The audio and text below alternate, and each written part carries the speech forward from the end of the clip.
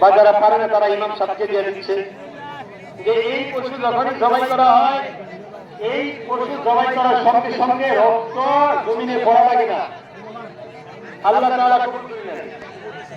আল্লাহ তাআলা কবুল করে নেন।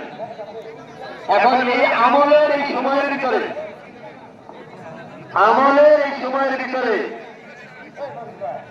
সকলে বিশেষ করে খেয়াল করি যে আমলের এই সময়ের ভিতরে আমাদের যেটা করণীয় বিষয় সেটা হলো যে এই যে আপনাদের এখানে একটি মাদ্রাসা আকওয়া দারুল মাকাম, নুরানি হাফিজিয়া ইতিমখানা এবং সাথে আছে কবরস্থান, সাথে কি আছে কবরস্থান।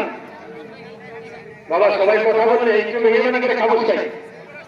যারা কালেকশন করতেছে তারা কালেকশন করতে থাকেন, যারা দিচ্ছেন চুপচাপ দিয়ে যান।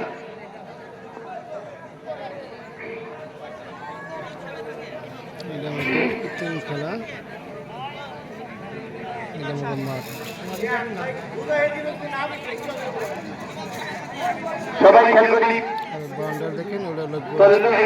প্রতিষ্ঠানটিকে এই আকুয়াবাসীর জন্য একটি সুসংবাদের পাত্র।